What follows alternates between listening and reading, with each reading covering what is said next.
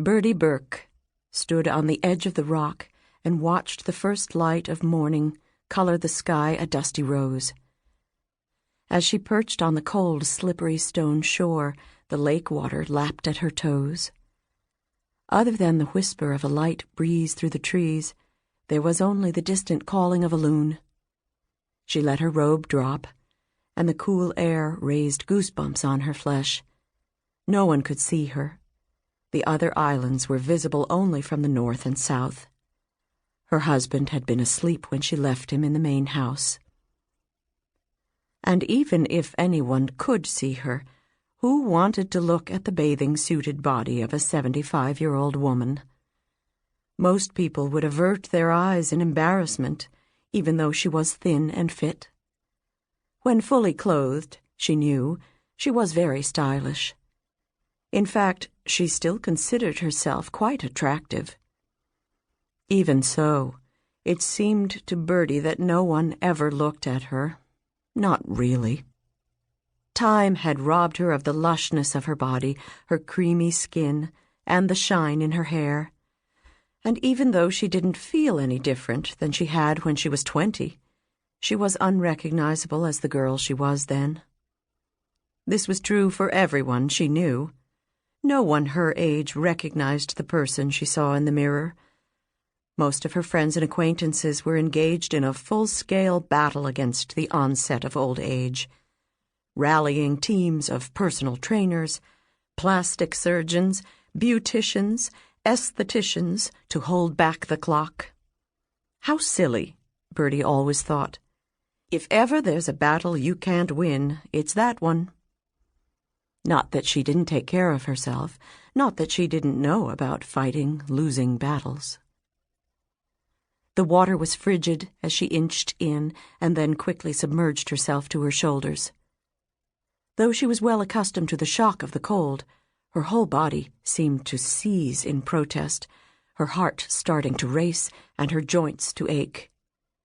Then she began to move, placing one careful stroke after the next, her still powerful legs pumping. Normally, she'd warm gradually, and the water would grow to feel bracing and crisp, refreshing. But today was different. Maybe the water was just a few degrees too cold. Or maybe she was just old. She couldn't seem to get her rhythm. She hadn't gone far at all, and she was already thinking about turning back. When she was younger, she'd effortlessly circle the perimeter once, maybe twice.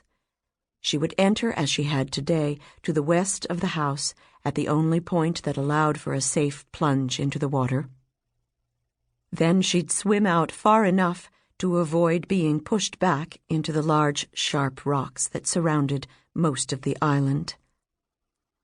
She used to relish the fresh water against her skin, the pleasure of her heart rate elevating, her lean, strong limbs pulling her past the dock, then around the east side, then another quarter turn back to where she began.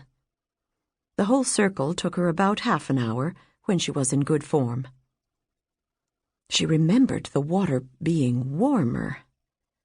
And the early morning was a stolen time, the time before the children woke and needed her. She used to wish it could last forever, the quiet, the freedom. Of course, now that it could last forever, now that she could pass an entire day without anyone needing a single thing of her, it wasn't nearly as pleasant as she'd imagined it would be. Birdie wondered why that so often seemed to be the case. Once you had what you wanted, it was a shadow of what you'd dreamed it to be. She'd made it to the dock, about a quarter of the way round, before she realized, frustrated, that she would need to go back. She couldn't manage the rest of the distance. Reluctantly, she turned around, swam to where she had left her robe in a soft pink pile, and stiffly climbed out. She was disappointed, even angry with herself, for not having what it took to complete the circle. She didn't like being reminded of her age. She was unbeatable once upon a time. But maybe it was just as well. There was a lot to do. Everyone was coming on Sunday.